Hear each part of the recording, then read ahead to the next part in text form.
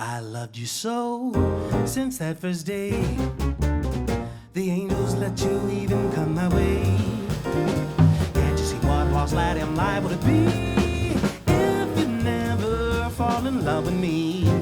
I'm not that guy I was before, and now you own my heart forevermore. I'll be adrift all alone on an uncharted sea if you never fall in love with me. If you come through, say that you're mine. I'll make your life one great big Valentine. We'll sail a new love world for two, and we'll find joys no other lovers knew. I wanna stay here by your side and keep your arms forever occupied. You can imagine how empty my future would be if you never fall in love with me.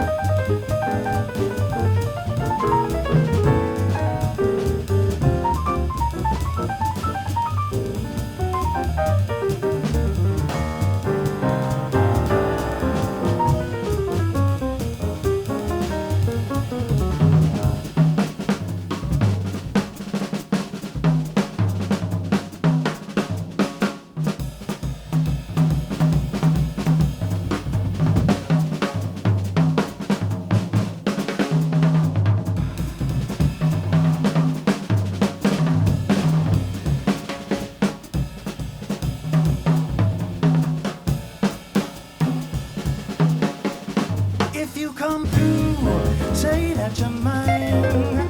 I'll make your life a great big Valentine. We'll sail a new love world for two, and we'll find yours no other lovers knew. I wanna stay here by your side and keep your arms forever occupied. You can imagine how empty my future would be if you never fall in love with, never fall in love with, never fall in love with me.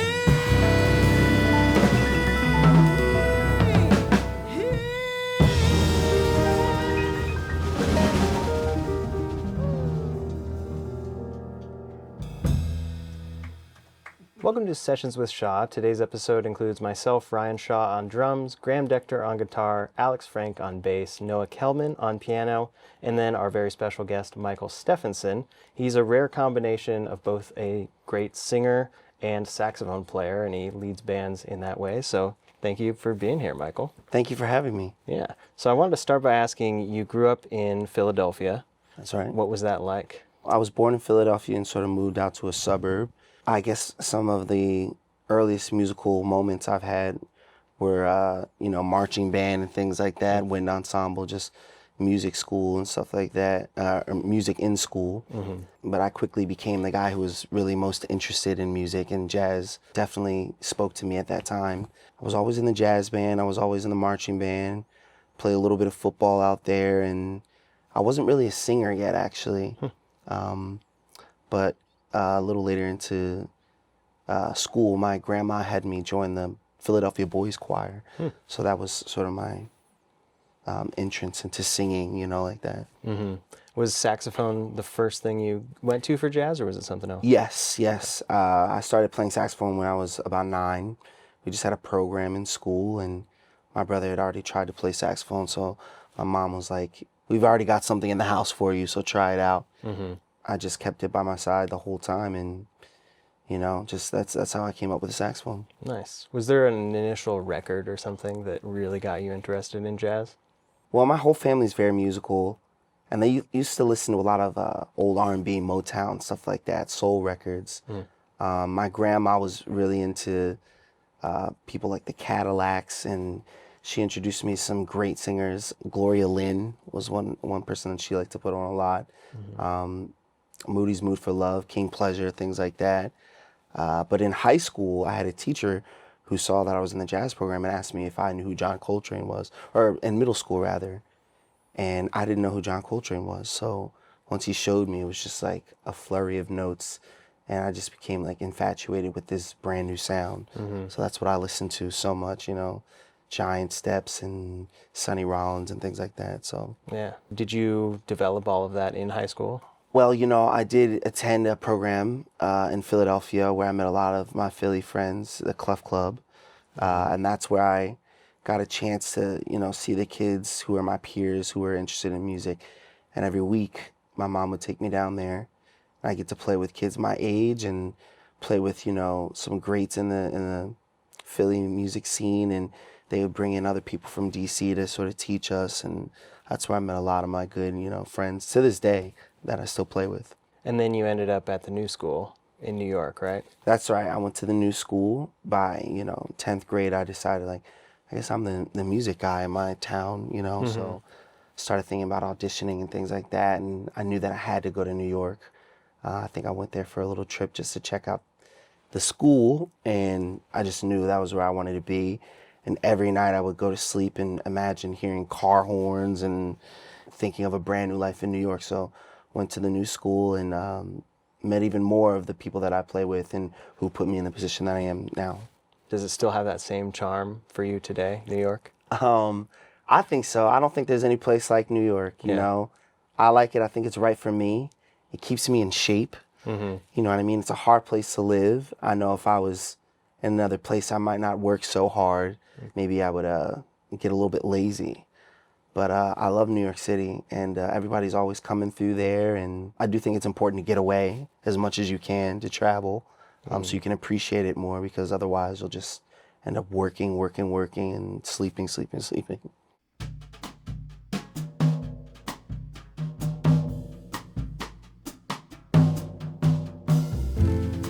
Let's take it nice and easy. It's gonna be so easy for us to fall in love. Hey baby, what's your hurry? Relax and don't you worry. We're gonna fall in love.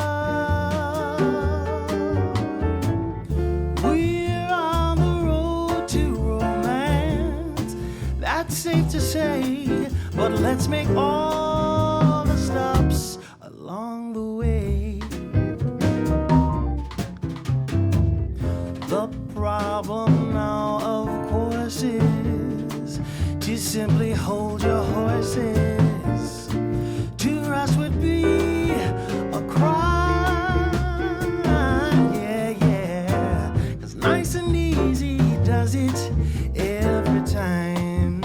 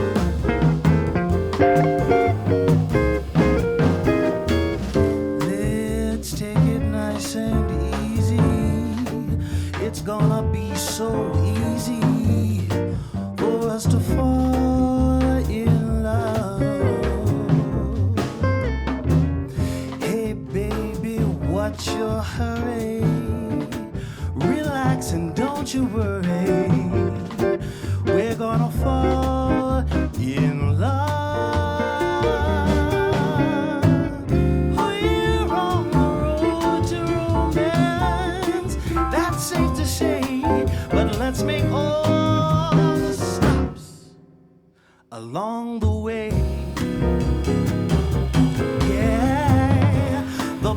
problem now, of course, is to simply hold your horses. To rush would be a crime. Yeah, yeah. Nice and easy does it. Nice and easy does it. Nice and easy does it every time. One more time. Sing it again. Say it. Nice and easy does it. Nice and easy does it. Nice and easy does it every time.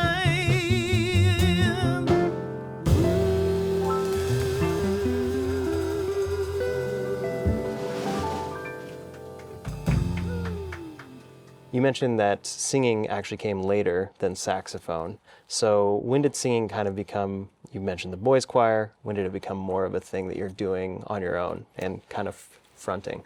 I always had a little bit of singing in me. My mom always told me that I would sing in my crib when I was a kid and stuff, and I always really loved singers, but I never really had the confidence to do it. So it would, show up in little moments in my life. But when I went to college,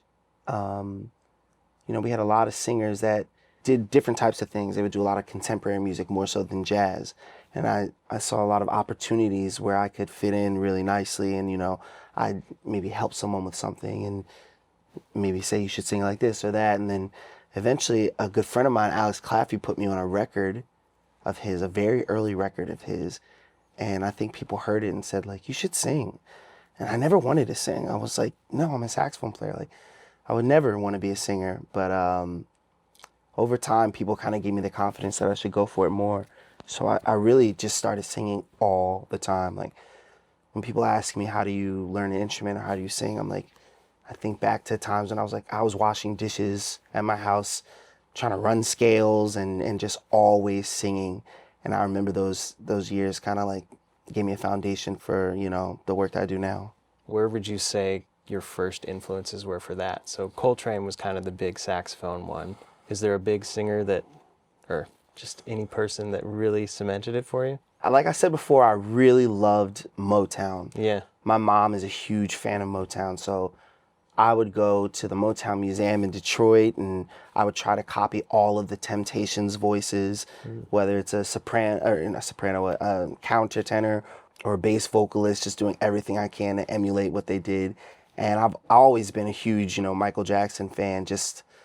I just love him, I've been through he's been through so many eras and been a part of my life, and also, Stevie Wonder. But that Motown family kind of really set me up for the basis of my singing, I think. Yeah. Later on I got into more people, and Ray Charles and stuff like that was always around. I would always listen to stuff like that. I think it comes from like a soul area, an R&B, early R&B area. Mm-hmm. That's pretty cool. I feel like I usually think of individuals like a headlining singer that's the influence, but thinking about all the different parts in the Motown and that you're diving into those. Yeah, I used to know their birthdays and and everything they did and the stories about them. I was really, really interested in that music. It's the kind of thing that sets you up to be a musician later on. Mm-hmm. Just going full tilt into just learning every single thing about them, every song, getting the box sets and learning all the lyrics, and yeah. And I assume you were doing that because it was enjoyable, not from like I'm studying this perspective. Yeah. Oh yeah, for sure. Definitely right. It's hard for me to pay attention to something that I don't really want to, but when I lock in, I really zero in on like every single detail. Yeah. Has there been a specific jazz singer that has been the big influence? So many. I mean, I looked at my Spotify last year. My Spotify age was like 85 or something. I definitely have listened to so much Ray Charles. I love the ladies too. I like Nancy Wilson a lot. Dinah Washington, I love Dinah Washington. I've read a lot about her, and there's a lot of people that say she could sing anything. She was the best singer ever. I had a teacher early on that said, he has a theory that early James Brown, sort of resembles her voice a little bit. He had a jazz phase in the beginning, and he thinks he probably listened to her a lot. But I love Dinah Washington quite a bit. I'm sure if you just name them, like, I've gone down the Wikipedia list and looked at everything they've done. But yeah.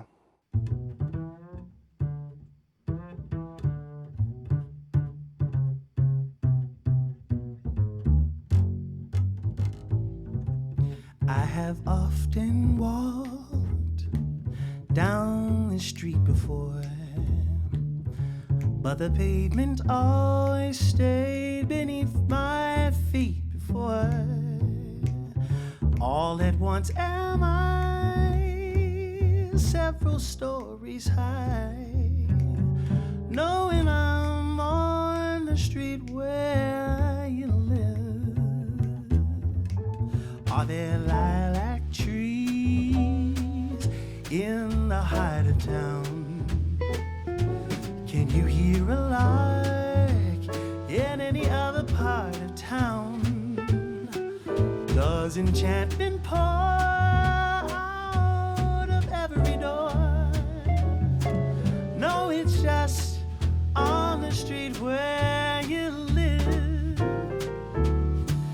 And oh, the towering feeling just to know somehow you are near. The overpowering feeling that any second you might suddenly appear. People stop and stare. They don't bother me, 'cause there's nowhere else on earth that I would rather be. Let the time go by. I don't care if I can be here on the street where you live.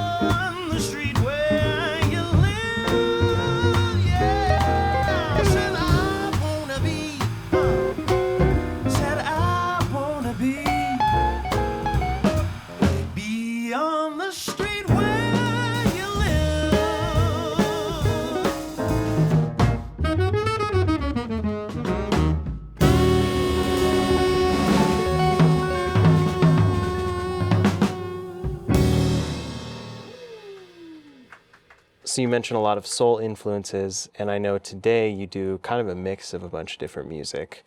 Does maybe jazz or pop or any particular style make up the majority of what you do, or is it always a mix? I think it's a pretty healthy mix. I'd say the bulk of my week is more jazz oriented.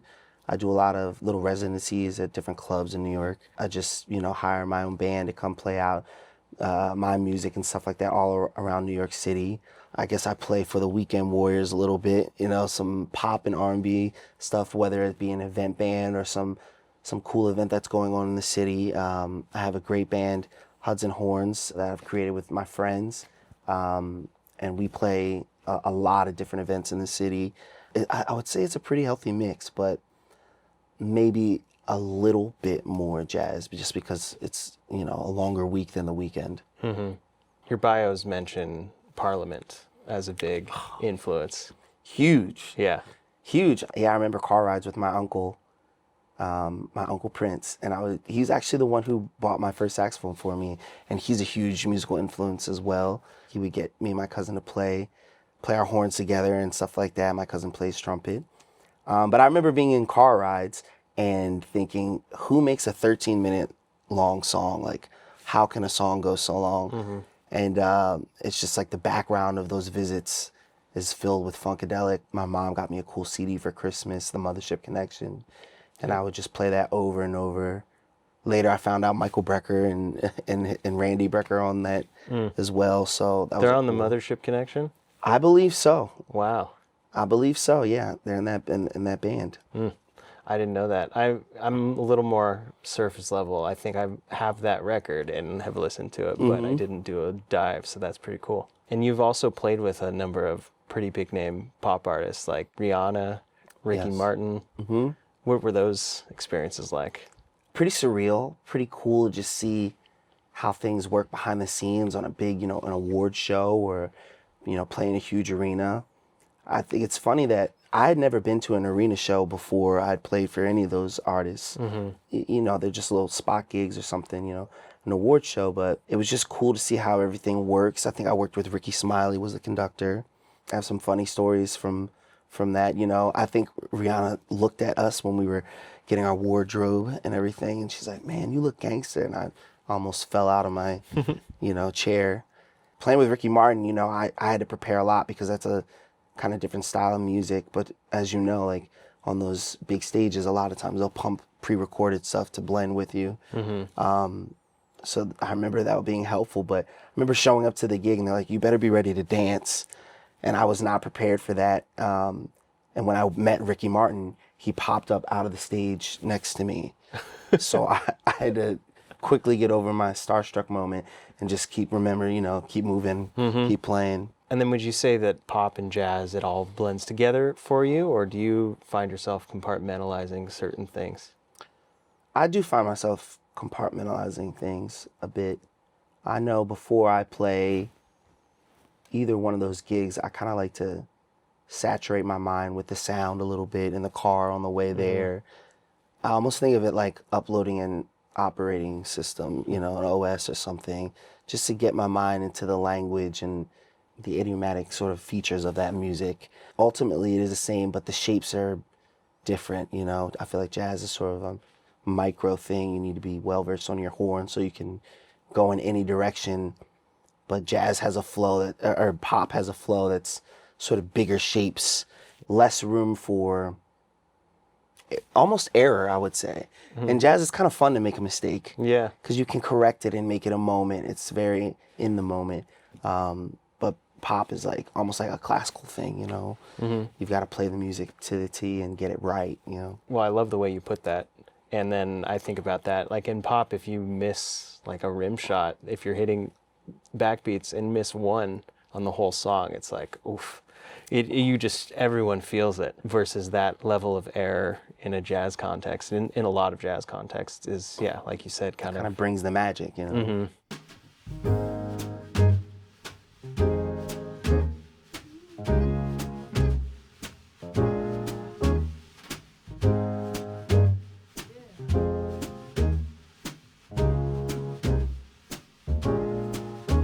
When a man loves a woman, can't keep his mind on nothing else.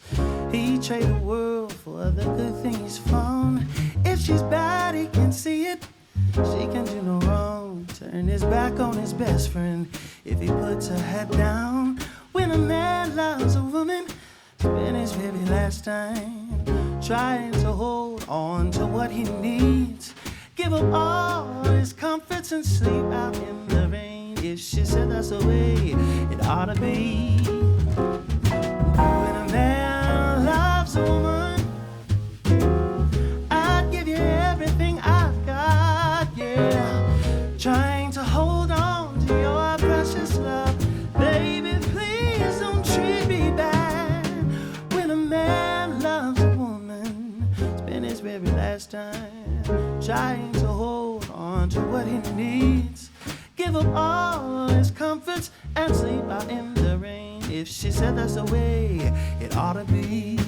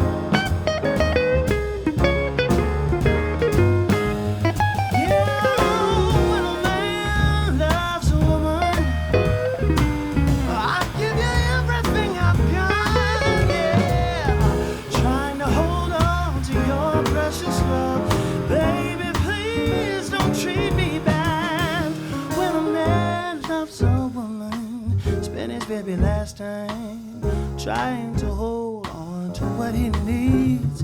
Give him all his comforts and sleep out in the rain. If she said that's the way, if she said that's the way,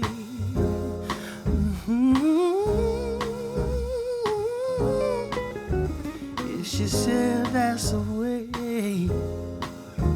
if she said that's the way it ought to be. You mentioned Alex Claffey earlier, and I believe you go back to the age of 13 That's with correct. him. Yeah. And you've recorded 2 records together. Mm-hmm. So what ultimately made you decide to do a record with him? I think we were just right in the middle of COVID, and everyone was just looking for something to do, and the opportunity came across. I think he was working with Cellar Live a little bit before, and he had the opportunity to make something. It was kind of like I hadn't put my face out there really for jazz, and so he was like, man, we should make a record together. And we started dreaming up some things, some arrangements, putting the band together. An awesome band. We got to record at Rudy Van Gelder's, and it's sort of a mixture of both of our influences. I think it's very soul heavy. I think the arrangements are very, very Claffy, very Alex, in the sense that, it's straight ahead jazz, like pure jazz. Like I feel like I'm sort of a purist about that too, so I really appreciate that. But I think it was a wonderful connection, and it turned out to be a really great thing. That was the first record, and then you did another one, Outskirts of Town, in 2023. Yes, that's right. Yeah, Nice. yeah. We did that when we went out to Frankie's to play a set, and decided to put a record together in a studio much like this, actually. That was with a little bit of a different band, but still very awesome. Very proud of those records. Nice. How did the sound evolve between the first and the second record? I think it's a little bit kind of deeper cuts on the second record. We kind of followed the same formula, finding music that we really resonated with. He comes up with a huge list, I come up with a huge list, and then we just find which ones could be cool. I know there's a Jackie Wilson track on the second album, and my mother loved Jackie Wilson growing up so much, so I always think it's cool to find something that can speak to like kind of my past, and also sort of speak to where I am now and what I've been through recently. Yeah, I think it's a pretty cool thing. Nice.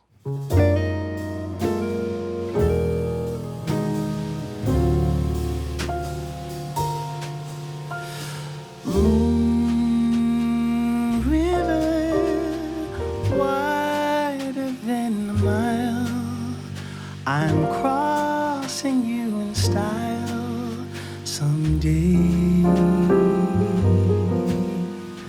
Dream maker, you heart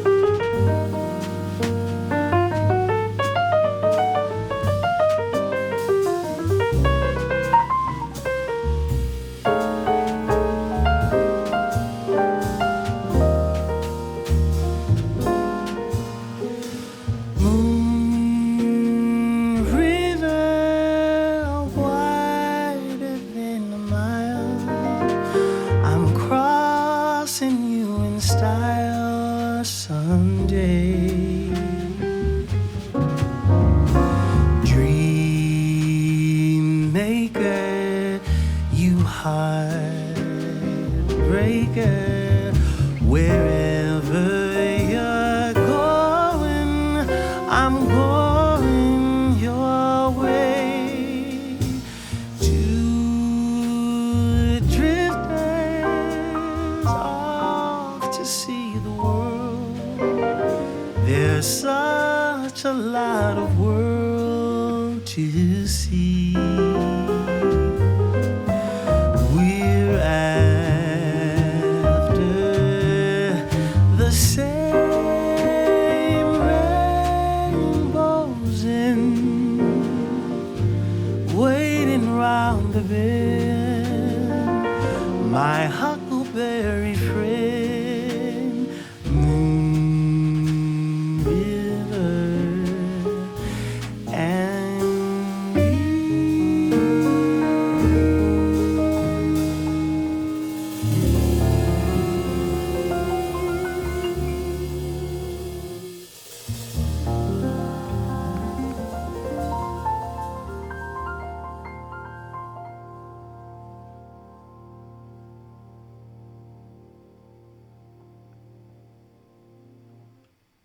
So right now we're in Los Angeles filming this. I think you just said you did a show with Symphony, That's right. which sounded like a very cool, also demanding experience. Yes, yes. Very awesome. Played at the Novo. It was a packed house, and it's sort of a project where they have an orchestra play over sort of EDM, dance, trance, dancing music, you know what I mean? And they have some great singers that come out and sing. I get to sing as well with them, even though I do feel like a little bit of the runt of the litter because they're so, so good. But I get the cool opportunity to MC the entire night and talk to the people and express myself. And it was really, really fun, really fun. Nice. And what else are you working on at this point in time? Are you working on any recordings or anything? I'm putting together a studio with a good friend of mine, Charles Gould, a studio called G-Step. And right now that gives me the opportunity to sort of go into my little office and just play with ideas all day. So I am trying to record as much as possible, put bands together, and just get a feel for what I can do by myself in that studio. So I'm looking forward to having a lot more sessions and putting something out in the next, I don't know, year or so. Very cool. Yeah. Well, I'll definitely look out for that. And where can people follow you best to find that stuff? I think you can find me on Instagram. Instagram is probably best. I'm at Sonnystep, SONNYSTEP. Awesome. Well, thanks again for being here. Really Thanks appreciate for it. having me. This has been fun. And make sure to go check out Michael's albums and follow him on Instagram. As I was walking down the street last night, a pretty little girl came into sight. I bowed and smiled and asked her name. She said, "Hold it, bud, I don't play that game." Reached into my pocket to her big surprise, there was Lincoln staring her dead in the eyes. With a greenback down the bill. Yeah, just a little piece of paper loaded with chlorophyll. She looked at me with that familiar desire, eyes lit up like they were on fire. She said, "My name's Flo and you're on the right track. Well, listen here, Daddy, I wear furs on my back. So if you want to have fun in this man's land, let Lincoln and Jackson start shaking hands with a greenback down the bill. Just a little piece of paper coated with chlorophyll." I didn't know what I was getting into, but I popped Lincoln and Jackson too. I didn't mind seeing them fade out of sight. I just knew I had some fun last night. Whenever you're in town looking for a thrill, if Lincoln can't get it, Jackson sure will. With a greenback down the bill. Yeah, just a little piece of paper coated with chlorophyll.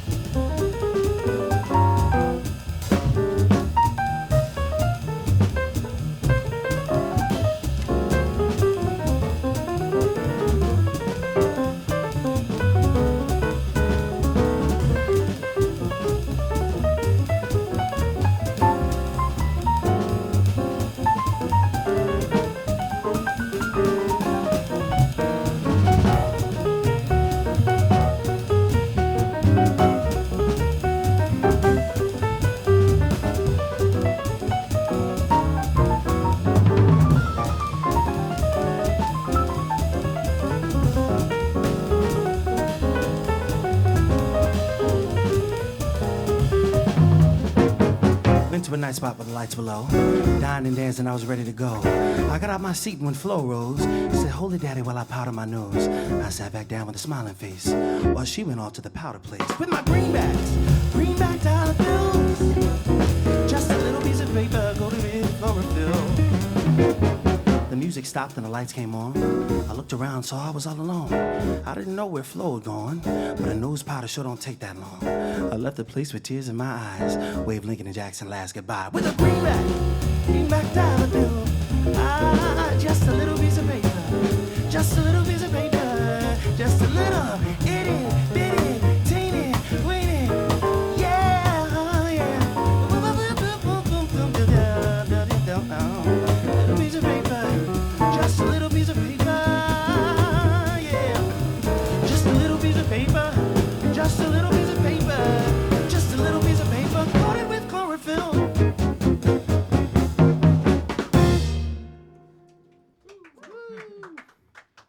Sessions with Shaw,